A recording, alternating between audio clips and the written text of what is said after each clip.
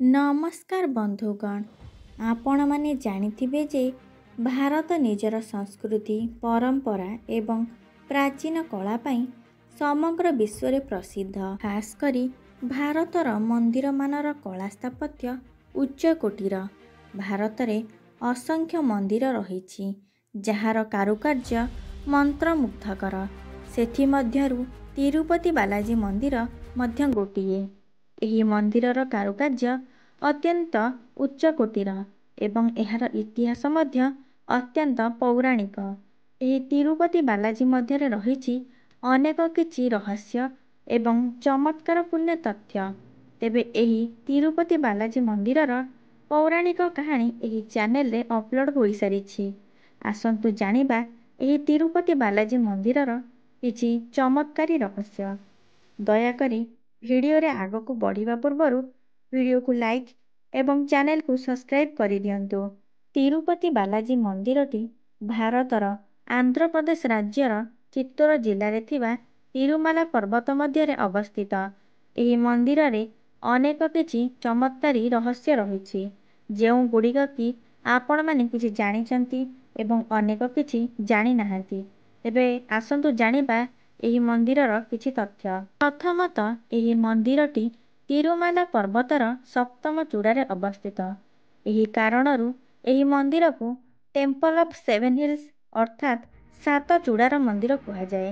ଏହି ମନ୍ଦିରକୁ ଭାରତର ସବୁଠାରୁ ଧନୀ ମନ୍ଦିର ମଧ୍ୟ କୁହାଯାଏ, କାରଣ ଶ୍ରଦ୍ଧାଳୁମାନେ ଏହି ମନ୍ଦିରକୁ ଆସି ନିଜ ସାମର୍ଥ୍ୟ ଅନୁସାରେ ଦାନ ଦେଇଥାନ୍ତି ଏବଂ ଅନେକ ଶ୍ରଦ୍ଧାଳୁ ଏହିଠାରେ ନିଜର କେଶ ମଧ୍ୟ ଦାନ କରିଥାନ୍ତି, ଯାହାକୁ ବିକ୍ରି କରିବା ଯୋଗୁଁ ମନ୍ଦିରକୁ ଲକ୍ଷ ଲକ୍ଷ ଟଙ୍କା ଆସିଥାଏ।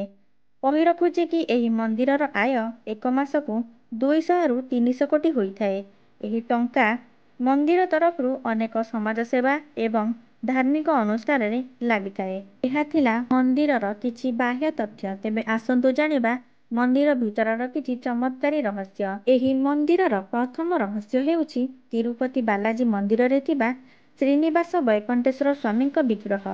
ଏହି ବିଗ୍ରହ ଅର୍ଥାତ୍ ମୂର୍ତ୍ତିକୁ ସ୍ୱୟଂ ସ୍ଥାପିତ ମୂର୍ତ୍ତି କୁହାଯାଏ, କାରଣ ଭଗବାନ ବିଷ୍ଣୁ ଶ୍ରୀନିବାସ ରୂପରେ ଏହିଠାରେ ସ୍ୱୟଂ ନିଜକୁ ମୂର୍ତ୍ତିରେ ପରିବର୍ତ୍ତନ କରିଥିଲେ। ତେବେ ଏହାର ଅନେକ ଆଶ୍ଚର୍ଯ୍ୟକର କଥା ରହିଛି, ଯେପରି ଏହି ମୂର୍ତ୍ତିରେ ଲାଗିଥିବା କେଶ ହେଉଛି ଅସଲି କେଶ।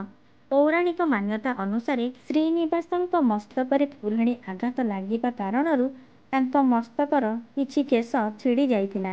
ଏହା ଦେଖି ବକୁଳା ମା ନିଜର କେଶକୁ ଉପାଡ଼ି ସେହି କେଶକୁ ଶ୍ରୀନିବାସଙ୍କ ମସ୍ତକରେ ଲଗାଇଥିଲେ। ଏହା ଦେଖି ଶ୍ରୀନିବାସ ଅତ୍ୟନ୍ତ ଖୁସି ହୋଇଥିଲେ। ଏହି କାରଣରୁ ଭଗବାନ ଶ୍ରୀନିବାସଙ୍କ ମୂର୍ତ୍ତିରେ ସେହି କେଶ ଆଜି ମଧ୍ୟ ବିଦ୍ୟମାନ ଏବଂ ଏହି କେଶ ସର୍ବଦା କୋମଳ ଏବଂ ମସୃଣ ମଧ୍ୟ ରହିଥାଏ। ଦ୍ୱିତୀୟତଃ, ଶ୍ରୀନିବାସଙ୍କ ମୂର୍ତ୍ତିରେ ସମୟକ୍ରମେ ଝାଳ ବିନ୍ଦୁ ମଧ୍ୟ ଦେଖାଯାଇଥାଏ। ଏହା ମଧ୍ୟ ଏକ ଆଶ୍ଚର୍ଯ୍ୟଜନକ ରହସ୍ୟ, ଯାହାକୁ ଦେଖି ବୈଜ୍ଞାନିକମାନେ ମଧ୍ୟ ଚକିତ।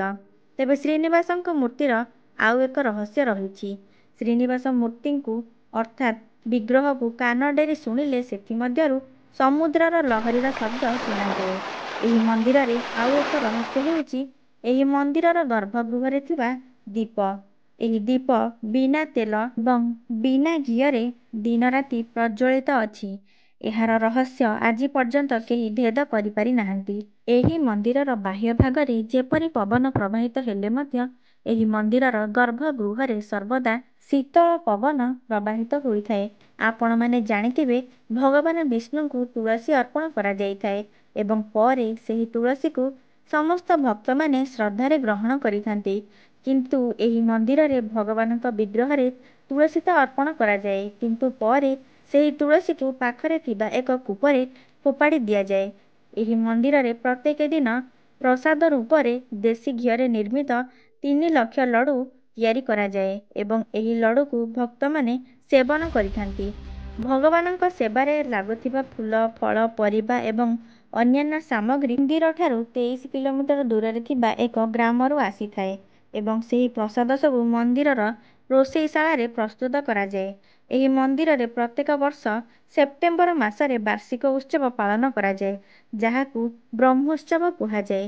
ତେବେ ଏହା ଥିଲା ଏହି ମନ୍ଦିରର କିଛି ଚମତ୍କାରୀ ରହସ୍ୟ। ଯଦି ଆପଣମାନେ ଏହା ବ୍ୟତୀତ ଅନ୍ୟ କିଛି ରହସ୍ୟ ଜାଣିଛନ୍ତି, ତେବେ କମେଣ୍ଟ ମାଧ୍ୟମରେ ନିଶ୍ଚୟ ଜଣାନ୍ତୁ ଏବଂ ଏହି ଭିଡ଼ିଓକୁ ଲାଇକ୍ କରି ଚ୍ୟାନେଲକୁ ସବସ୍କ୍ରାଇବ୍ ମଧ୍ୟ କରିଦିଅନ୍ତୁ।